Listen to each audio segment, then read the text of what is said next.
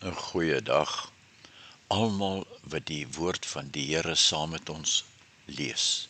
Staan vas wanneer jou geloof getoets word. Nee, wag, stop gou. Haal eers asem.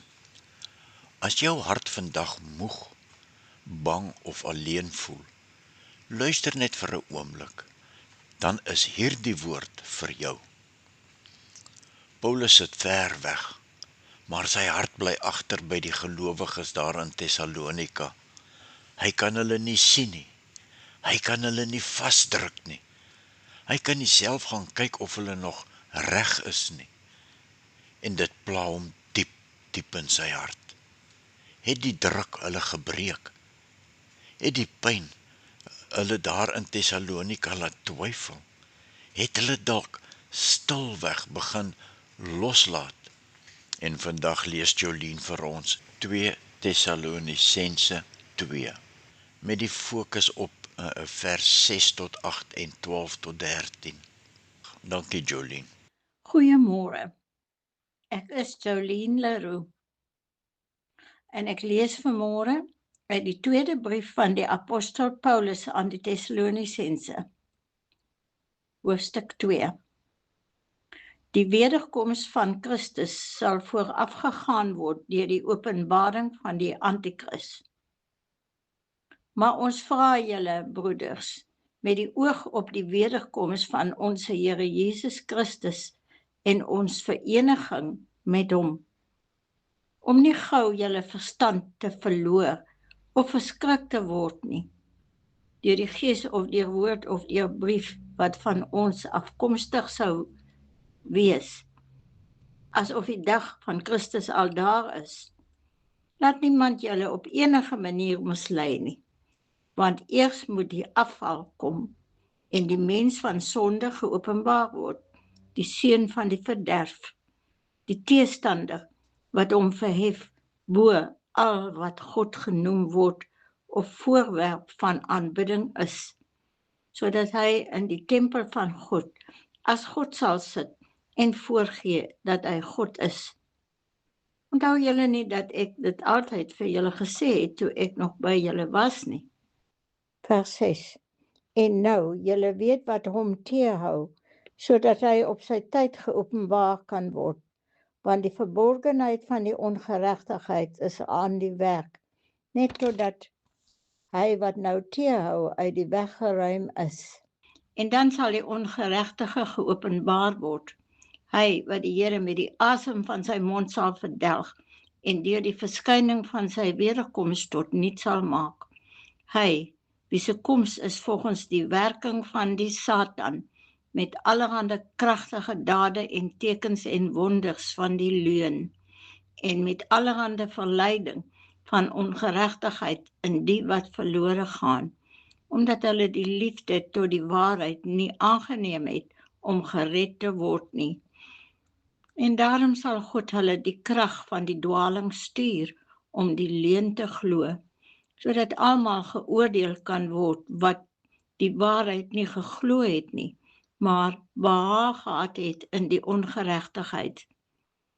Maar ons moet God altyd oor julle dank, broeders wat deur die Here bemin word, dat God julle van die begin af verkies het tot saligheid in heiligmaking van die Gees en geloof in die waarheid, waartoe hy julle geroep het deur ons evangelie, om die heerlikheid van ons Here Jesus Christus te verkry. So dan, broeders, staan vas en hou julle aan die voorskrifte wat julle geleer is, of deur 'n woord of deur 'n brief van ons. En mag ons Here Jesus Christus self en ons God en Vader, wat ons liefgehad het en 'n ewige troos en goeie hoop in genade gegee het, julle harte vertroos en julle versterk in alle goeie woorde en werke. Dit is die einde van die hoofstuk en ek wil ook asseblief net weer by herhaling sê, moenie dat hierdie woorde enigstens iemand laat verskrik word of bang voel nie, want God herhaal gedurig dat hy ons sal beskerm en bewaar. Die almagtige, groot en magtige skepper van die hele heelal. Hy beloof ons om ons te beskerm en wat van ons afhang is om te glo. Amen. Nou ja, tot sover vandag. Dankie Jolien. Toe kom Timoteus mos uiteindelik terug met die nuus. En skielik is daar lig in Paulus se donker bekommernis. Die gelowiges het nie opgegee nie. Hulle geloof brand nog, al is dit miskien net soos 'n klein vlammetjie in die wind. Hulle liefde leef nog. Hulle hart hou nog vas aan die Here. En Paulus se hart breek oop van verligting toe hy hierdie nuus ontvang. Die bekommernis wat hom vasgedruk het, begin plek maak vir dankbaarheid.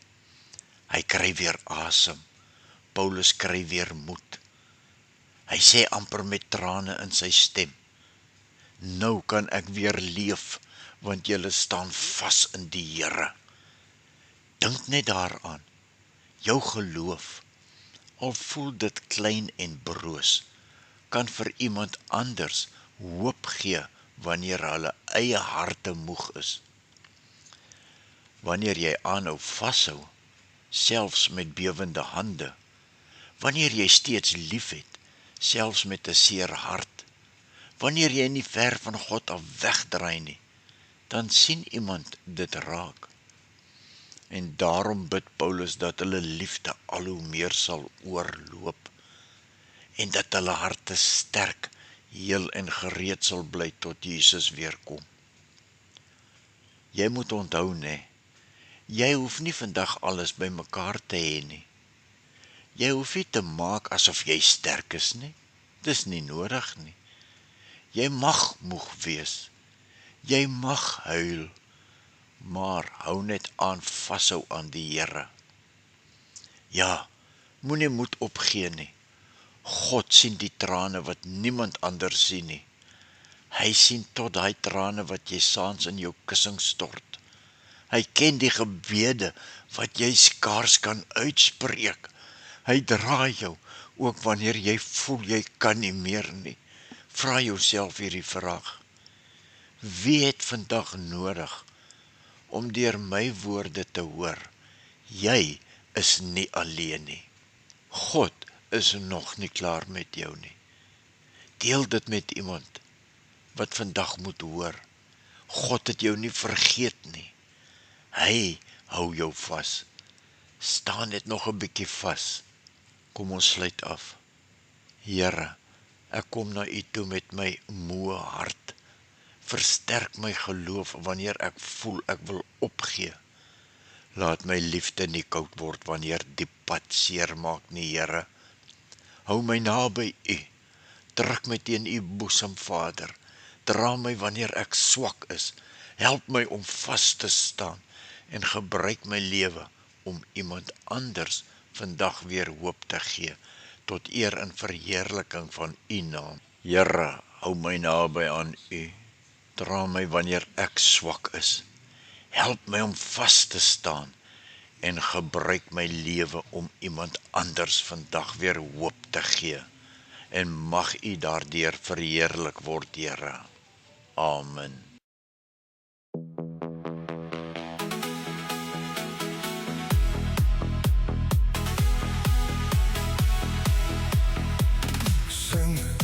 Sing 'n loflied tot die Heer. Bring hom hulde, bring hom eer. Vat jou laaste na die Heer. Hy is die koning, hy regeer. Bly in sy wil en doen nie wat jy wil. Volg Jesus elke dag. Hy gee nuwe lewe, nuwe krag. Bely jou skulde voor die Heer. Laat staan jou sonde en bekeer. En laat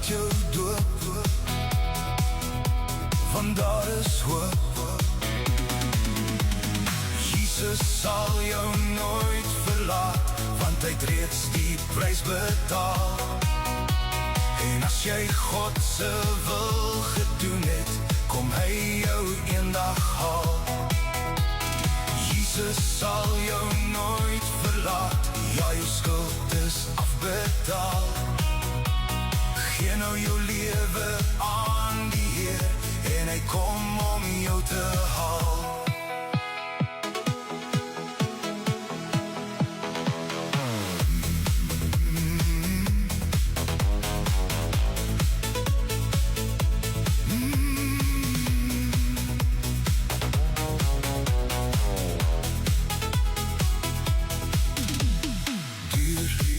Duur gekoop deur Jesus bloed, maar jy sal hom eendag weer ontmoet. Daar is plek vir jou en my, Jesus het reeds gaan voorberei. Is jy gereed? Net jy sal weet. Bring daai goeikies wat jou pla. Jesus sal jou laste vir jou dra.